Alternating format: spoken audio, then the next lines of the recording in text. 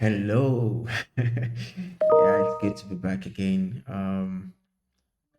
This I guess will be the last recording for this year, hopefully. And today we'll be doing a bit of Active Directory security hardening.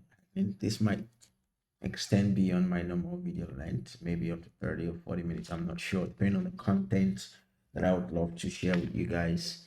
And once again, I want to appreciate you all for sticking with me this past years and the support, the likes, the comment, and also those who are subscribing. It's been a fun ride. Looking forward to what next year holds. Although I do have a lot of content that I would love to put out next year, I can only imagine what's going to be like.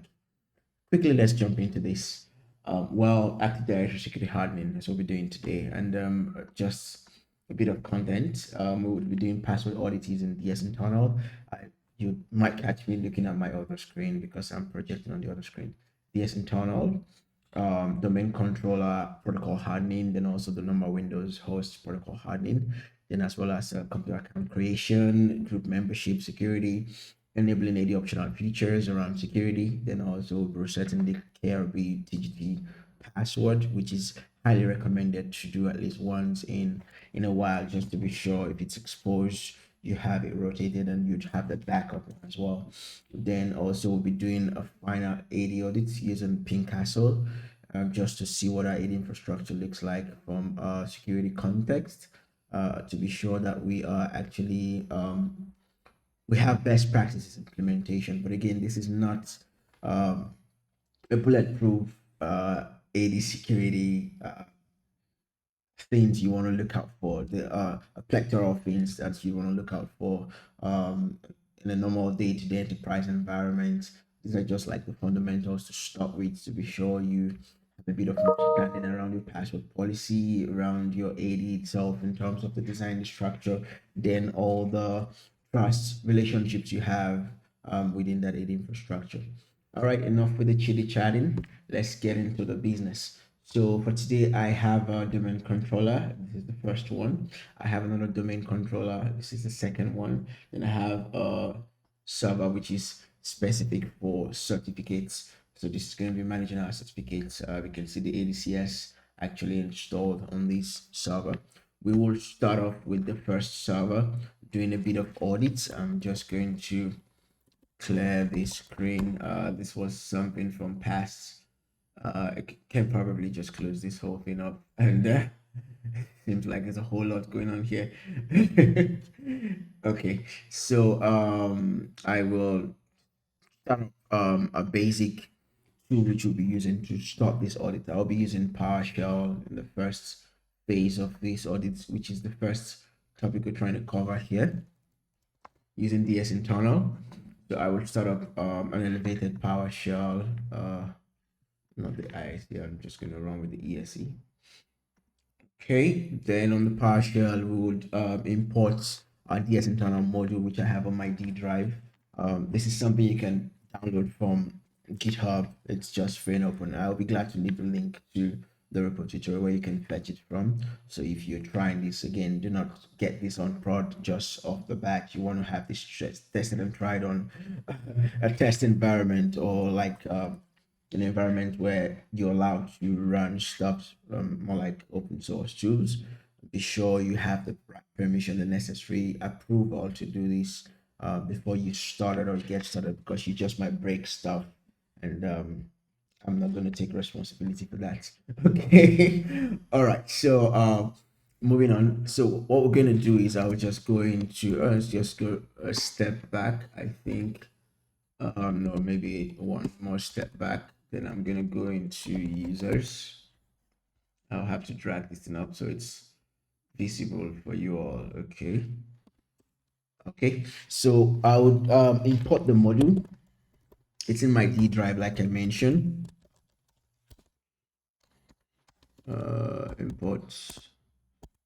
I don't want to be lazy. I'm just gonna type this thing. Import module. Okay, the module name.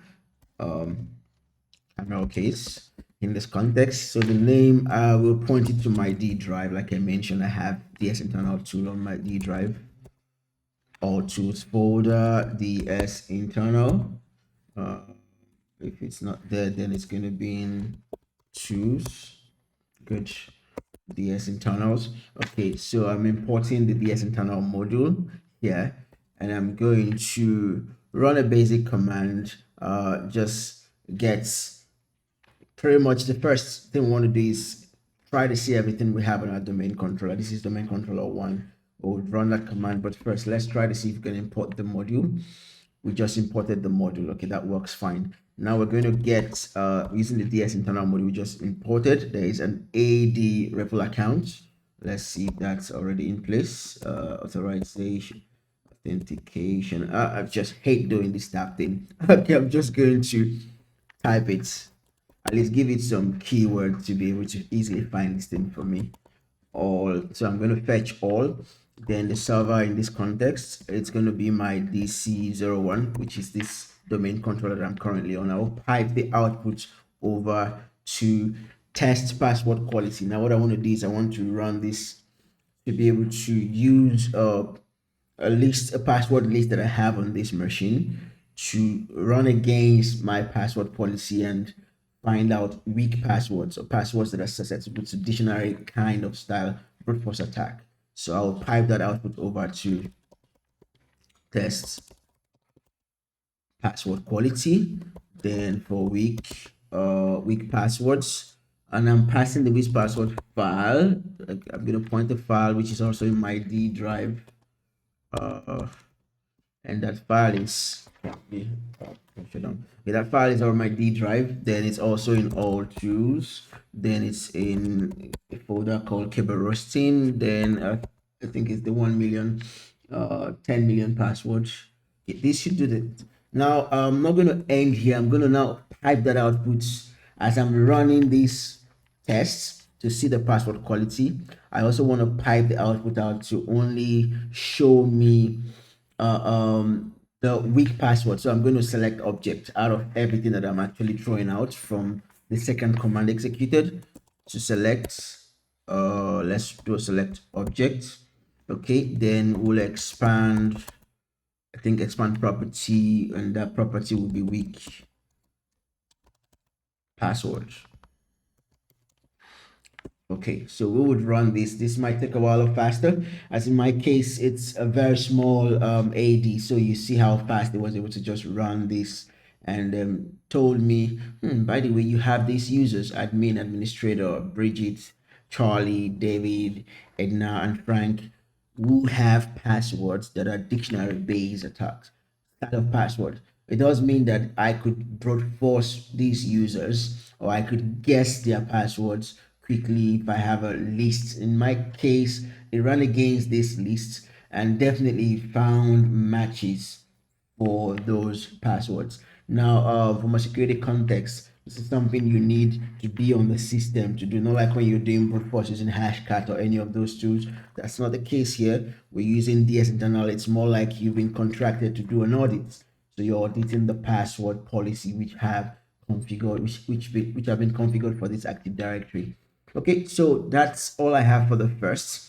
Now, again, what would you would normally do is run this, grab this password, these users with weak passwords. Then you can now work with your architecture team probably to review the policy of the password, add a bit of complexity into it, then also enforce the users to change those passwords. Or probably I would recommend you have a second, like an MFA or even a FIDO or something, something else with a much better or much improved security definition implemented on your environment. Okay, so let's move on to the second phase. Now, the second thing what I want to do is the domain controller protocol hardening. So again, what we'll be doing here is we'll be doing a bit of GPO stuff where we'll be looking the security baseline for this domain controller. Then we'll be doing a bit of user configuration settings to see what we have and also beef up the security for this domain. Let's get going. Okay, so moving on to the second domain controller protocol hardening, we will be configuring hardening for a couple of protocols.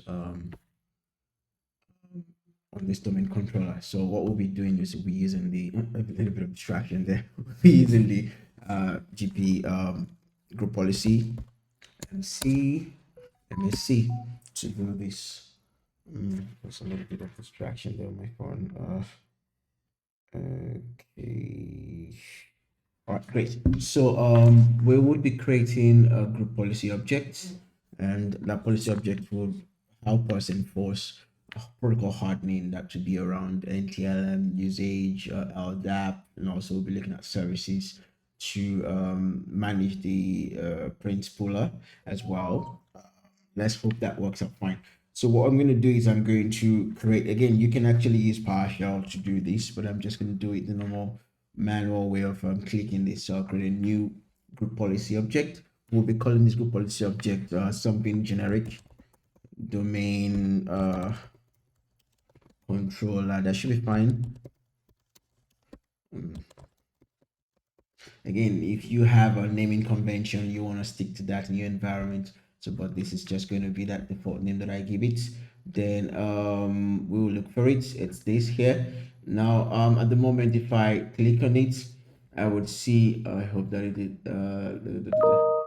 okay, if I click on it, you would see that we have a bit of stocks populated showing me the domain, then also showing me all authenticated user in the security filtering section. A bit of details, just some instruction on the settings. That's where we would see what we already have configured. On the general, we already have quite a number of things populated as well, but on the computer configuration, nothing yet. So what we're going to be doing is we're going to edit this group policy objects, and under policies we will go to under Windows settings because we want to configure hardening a bit. That's going to be under security settings. Then under security settings, we should be able to see local policies for this machine. Now security option is where we have all of these policies defined. Under systems is where we're going to have to configure this print spooler, or by disabling the print spooler, which also we'll be doing because if you, again, if you are familiar with print spooler, obviously it's not something you want to have on your domain controller, so we will disable it. But to start with, we'll go under the security options. Now we've got all these policies. We'll be enabling some of them, we'll be enforcing some of them as well, set as required. So the first one we're going to do will be for LDAP signing. Okay, it is necessary that you enforce signing for your LDAP request. Again, sometimes this might break stuff if you have a legacy environment, but you want to be sure you have extensive testing done yet, and enforcing the LDAP server sign-in requirement is necessary. So let's look for that LDAP. I think it's called under LDAP JK. I'm not sure if I can actually see that here. Just gonna look for that. And okay, so it's usually under the key domain controller, LDAP server signing binding token, server signing. Okay, these are two different things. So the one we want to enforce for now would be the LDAP server signing requirement. Once you double click on it, it gives you the option to configure it. At the moment, it's not defined, but we want to define this as required signing. Now you would see a bit of instruction, one in here: modifying settings may affect compatibility with clients. Remember I mentioned earlier, if you have a legacy environment, be sure you test this first on a lower environment to have clarity how this will impact your legacy systems. You would also see explanations here on what the policy means. For our context, we're just requiring signage, so we're enforcing this policy. We will save that change. Now we've required signing for this. The next one we're going to do will be for domain member. So we've done the domain controller, go to the domain member, and we're going to maybe do stuff like digitally encrypt every maybe something like encrypt every signature, which would be seen like sign secure, enforcing policies like that. Then also secure channel data, as well as maybe digitally sign as well when possible. So we'll go to domain member. We'll see digitally encrypt or sign secure channel data. We want to also enable this policy.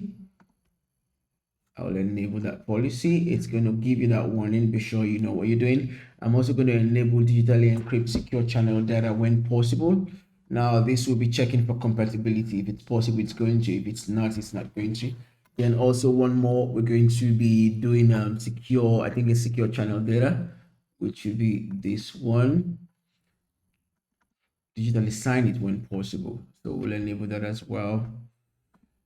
And then we have all three enabled. Now we're not done. We're going to move towards the Microsoft Network client. So what we want to do is digitally sign communications. We want to always do that. Again, more from an NTLM perspective, really necessary to have such implementation done. Then also want to digitally sign communications if the server agrees, giving it that backup there. So we'll go to Microsoft. It's under Microsoft Network Clients. So digitally signed communication always. We will enable this policy. Then if the server agrees, we're also going to enable this policy.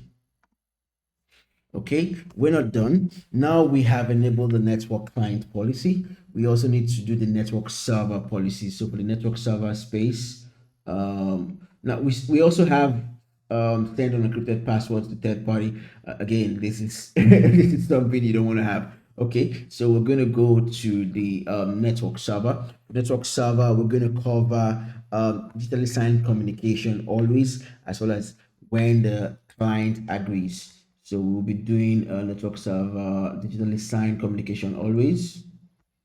We're going to enable this. Then we're also going to enable this if the client agrees. We'll enable this as well. Okay, so we've enabled on the clients, network clients. Now we've also done that on the network server.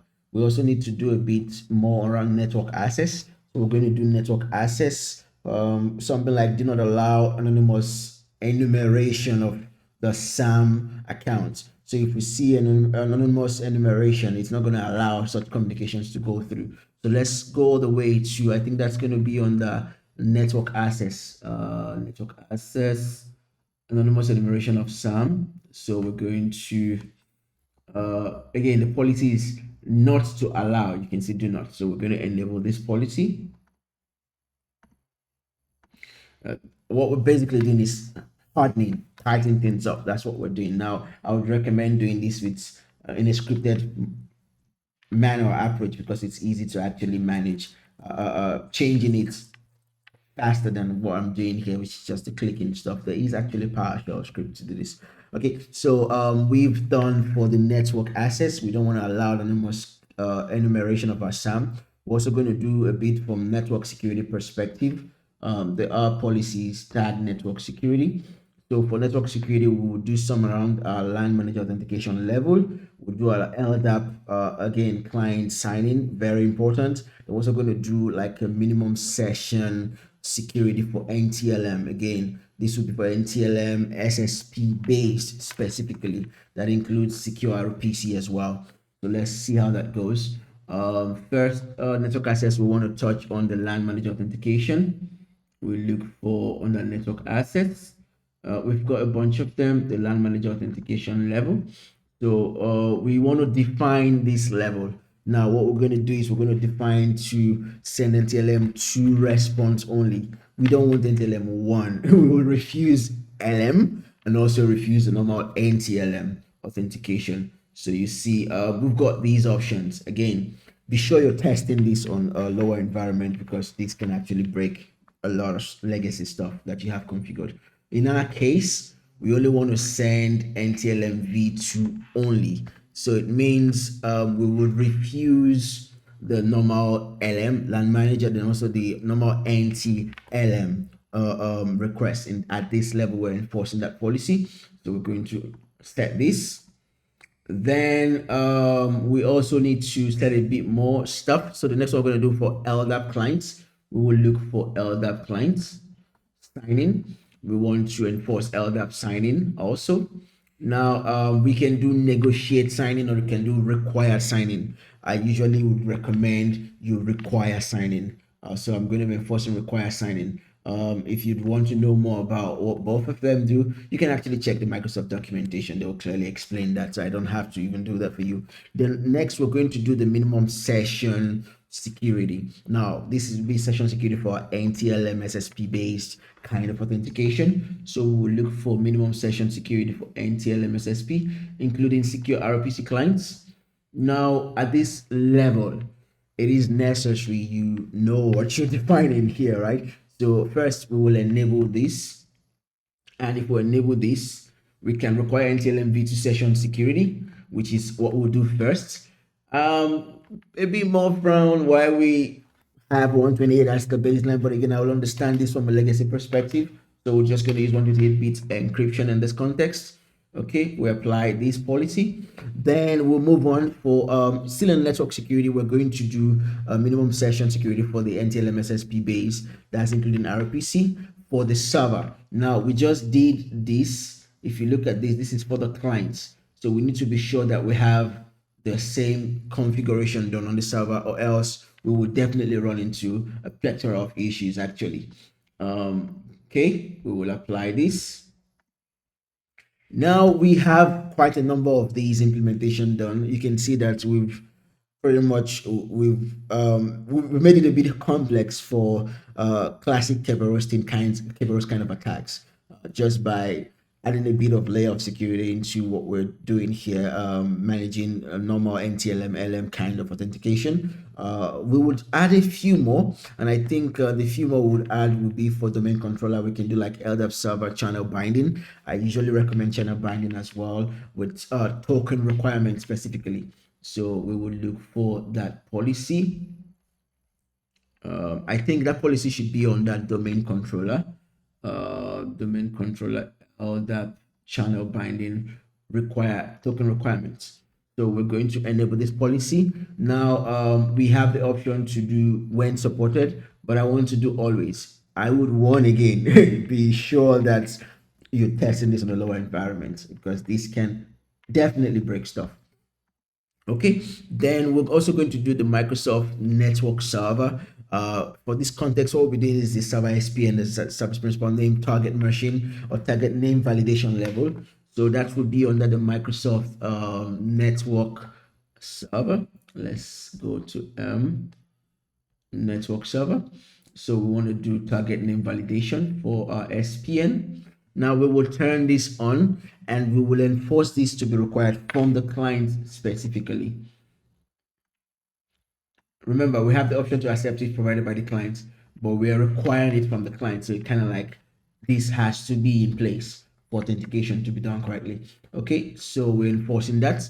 Then about two or three more to go. What we'll do next is still under network security. We'll allow local systems to use something like computer identity for NTLM. Now that's quite a complication, and in this context, I think I would rather not allow it. I would disable that instead of allowing it or just leaving it as default. So we'll look for network security, allow system to use computer identity for NTLM. We don't want to allow that. We go to network security, allow we're pretty much looking for allow local system. I think we're looking for allow local system to use. There's no session. It should have been kind of like disabled. Okay, so we will disable this. We don't want this guy. Then also we're going to do one more. I think that will be still on the network security configure encryption types for Kerberos. We want to specify designated encryption type that we want to allow. Let's look for that. Okay, great. So you've got all these encryption types. At this level, we are tightening things up, and it makes sense to enforce certain of these that we want and leave the others disabled. So I recommend you do not do DSCVC, CRC. No, do not even do an MD5. Don't even start thinking in that direction. So all these ones that we've seen up here first, we're just going to ignore them. We should be able to do S256, 128 as well. Fair enough. RC4, yeah, there are quite a number of legacy systems that will still forcefully use RC4. So if you don't test this properly, you would break stuff. So again, in this space, I won't do RC4. That's very weak. I'm just going to also allow future encryption types. So there are more advanced encryption type comes up. You should be able to allow that once it is allowed in my environment. Then I'm going to apply this. I know this video is going to take, maybe I might break it into 3 sessions or so. Okay. Then still on network security, we want to restrict NTLM, and we want to also set audits for this domain. Then also want to restrict it in terms of outgoing NTLM traffic to remote server, so we can also monitor those traffic. So network security, we would look for restrict NTLM. We can add remote server exceptions. We can add server exceptions in this domain. We can audit incoming, and also we can audit the NTLM authentication in this domain. So we will start with in this domain. We want to audit every NTLM authentication in this domain so we can have visibility. We will enable this. Now we've got options here to enable for this domain accounts to domain server, or for I want to do for the domain. So I need to be able to enable both for the domain, both for communication for domain account to domain server, and also for domain accounts. So I want to have gain visibility. Now that will be lots of audit logs in this context, but it's always good to have more, right? So we're going to enable all. Then one final one we're going to do before network security restrict NTLM outgoing traffic.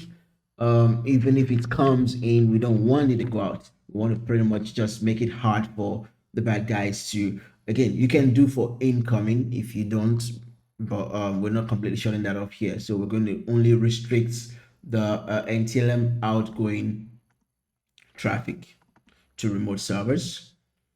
And then for this, we're going to deny all. This is going to throw you a warning. Okay, then we're going to okay on that. All right, now I think we have improve on our Active Directory security just by these policies. Again, there are still a lot more policies that you can enable here or enforce here to make it even much more improved in terms of your security posture on your Active Directory authentication. So the final thing we're going to do is we're going to go into system services. Then we're going to disable the print puller. Oh, remember, we don't want this. I don't want this guy in my GPO. So I'm just going to, I don't want this in my domain. I'm just going to use GPO to enforce disabling it. So I would look for what's that name called? MOP print puller. I will define this policy, then I set it as disabled. Apply this. Great. So I have disabled the policy. And now what I need to do is enforce this GPO, because first I will link this GPO to the OU organization unit, and I'm going to enforce the GPO. So we have all this nice configuration done, making it more hard for the bad guys. Basically, that's what we're doing here, quite adding stuff. So right here, we can start, we can even use GP update, the update command to enforce this on the domain controller, which I think we're going to do. Okay, so we're going to link our existing GPO, the one we just created. Then we're also going to enforce the GPO so we can actually have everything working as expected. So first, we would go to the domain, and we can link an existing GPO. And again, we can see all the GPOs which we have.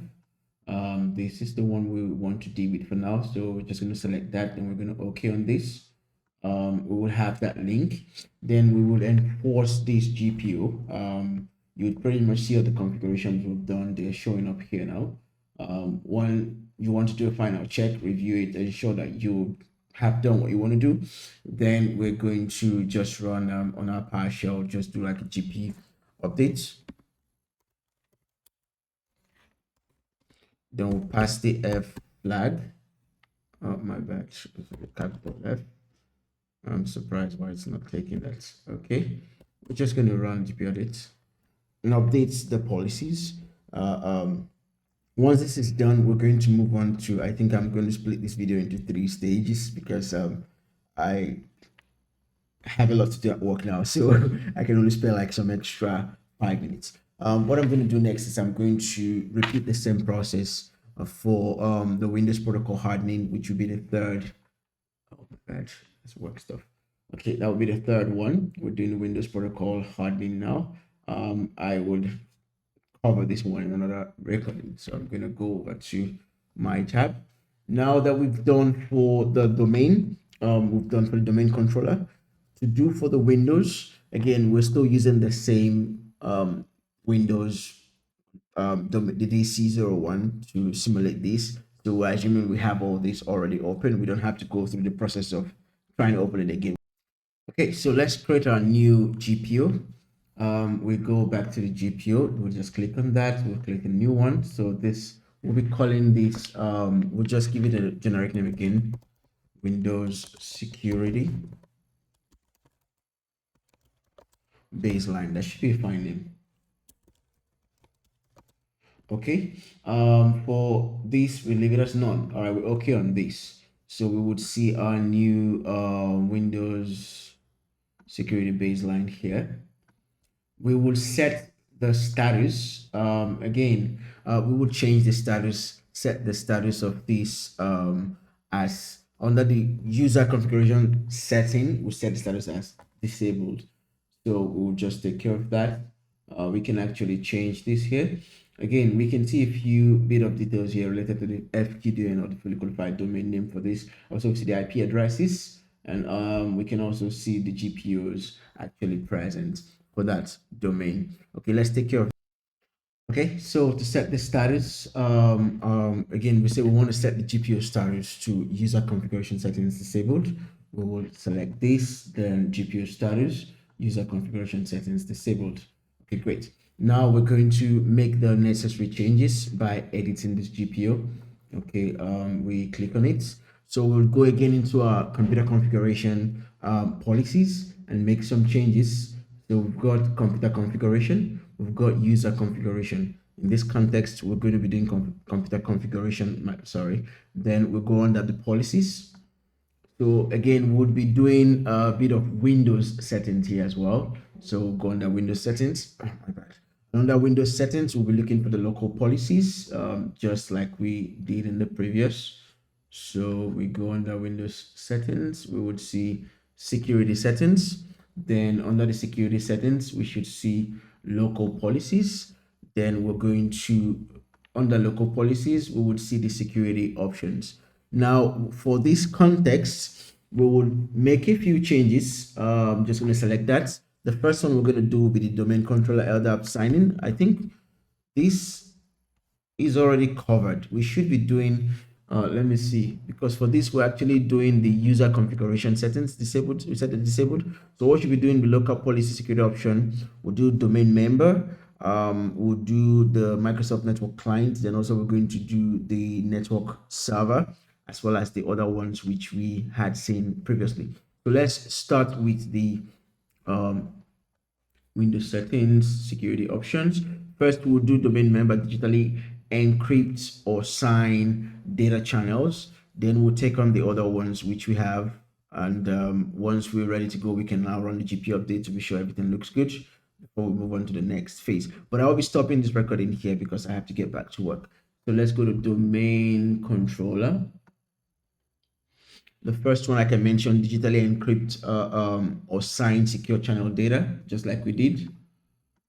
Select that. We will enable this. It's going to throw up that warning. We'll okay on that. Then we're also going to do secure channel when possible. Double click on that. Enable this. I'm just going to be a bit fast here. Then also secure channel data when possible. We're going to do this for the domain member as well. Okay, we have all three of them enabled. Then we're going to move on to the policy. In the context of the policy, we'll be doing for the Microsoft Network client now. So we'll look for Microsoft Network clients, network access. Oh, my bad. It's slowing down a bit.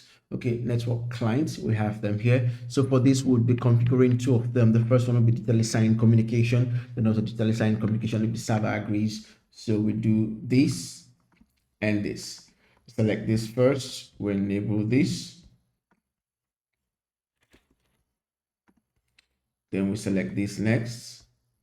As well, we enable this. This will just be easier doing with PowerShell actually. I have to go through this one after one. Then next we do the Microsoft Network Server. We just did for the clients. We'll do for the network server. We'll also do both of them. Sign always.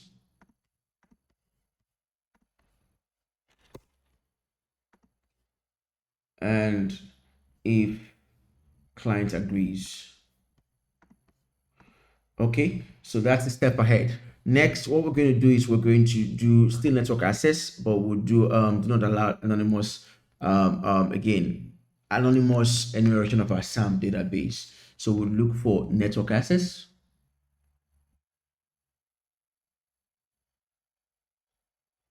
of our SAM accounts and shares. Okay, we'll be taking this one on. We'll apply this. Then we're also going to do a bit more on network security. We'll go down to network security. For network security, we would be taking care of the LAN manager. That's the LAN manager, the LDAP, and also the NTLM SSP. So we start with the LAN manager authentication. We set the authentication level. Remember, we did this previously. So we're going to only use NTLM 2, but I'll be tricked to not.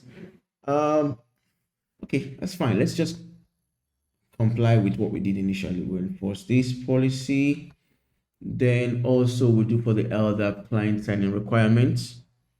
We will set this value, require signing. Then we're also going to do for the minimum session security.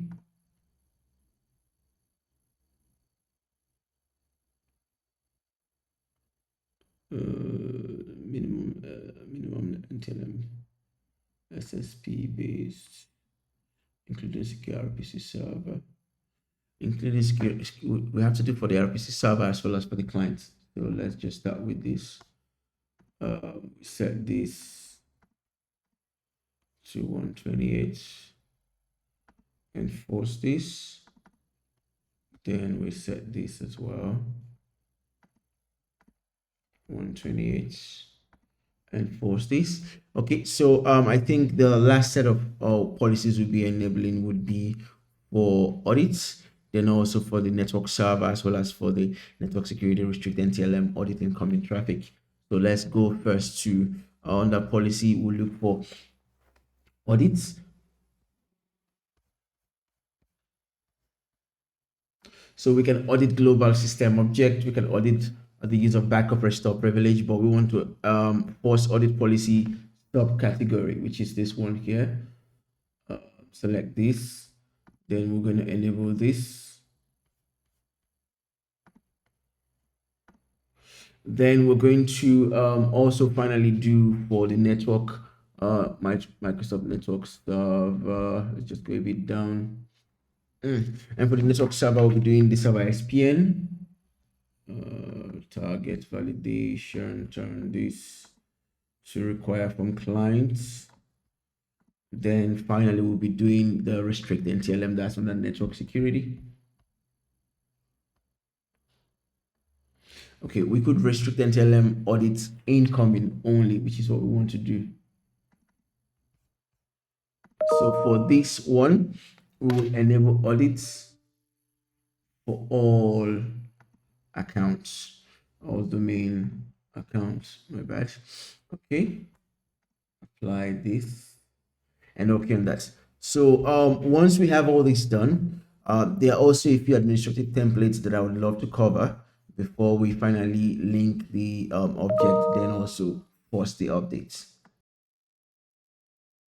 Okay, so let's adjust a few more settings on the a bit distracted administrative templates. All right, so we would I think I'm going to drop this down. Okay, yeah, there we go. On the administrative templates, what we're going to do is we're going to just enforce a few more policies.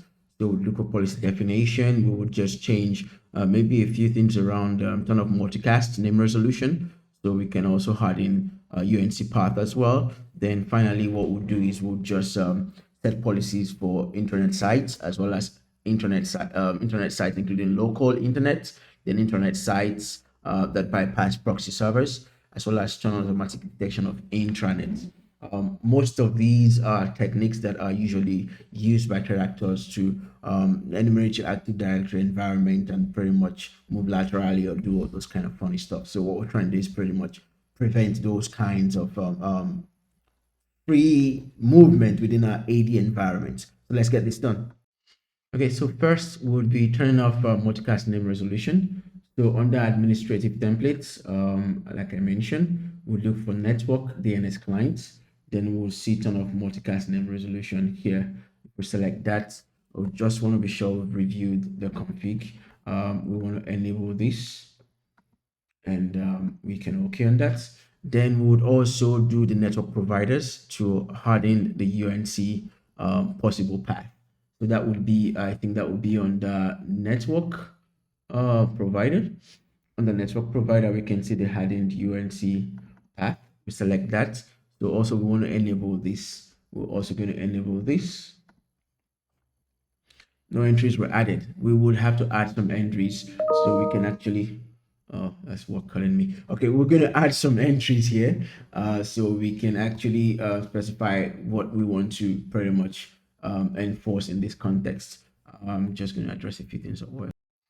Okay, so to wrap this up, next we need to specify, it's been back and forth at work. I already had set some path, so you would see I've got these parts already set for the sysvol and also the net logon. Then I also set integrity to 1, then also require mutual authentication value. I set it as 1 as well, which is actually yes. I'm going to OK on that. I'm going to apply this, then OK on this. So we have that policy enforced. Then the final one, which we have to do, would be under the Windows components. Just going to drop everything down. Windows components. Under Windows components, we're going to go for Internet Explorer. We also want to be sure that we have that coverage on our Internet Explorer config. Then we're also going to go under control on the Internet Explorer. We'll look for the, drag this up a bit. We'll look for the control panel. Then under the control panel, we're going to look at the security page. Okay, great. In security page, what we're going to do is we'll do for internet sites, internet sites, including local internet, then also internet sites to bypass proxy server, as well as to turn on automatic detection of internet. So first we would, excuse me, let's look for internet sites, which is this bypassing the proxy. I'm just going to start with this one. I'm going to disable this,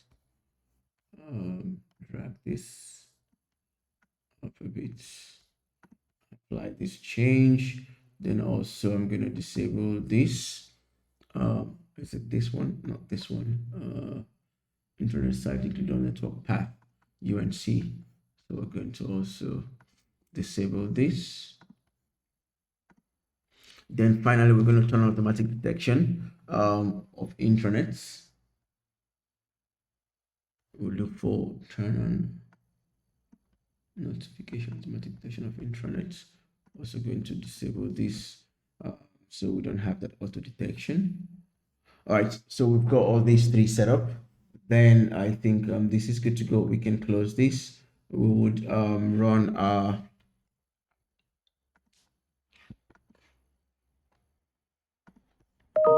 sorry, I'm gonna have to close a few things here. Close this. Okay, so we make those changes on our group policy. We go here. Then link existing GPU. We're looking for Windows security baseline. Then we would run the GPU update command to fetch that update. Okay, I'm going to stop this session here. So far, we've covered, if I go back to my, we've covered the first three. We still have about five to go. I'm going to have to do the second recording to cover those five. And we will now test our config using Ping Castle to see how much we've been able to actually lock down our AD infrastructure. Thanks for your time. Apologies for the slight delay. I might not be able to edit this to cut out some part, but I hope you enjoy the content and see you in the next recording. Thanks. Bye.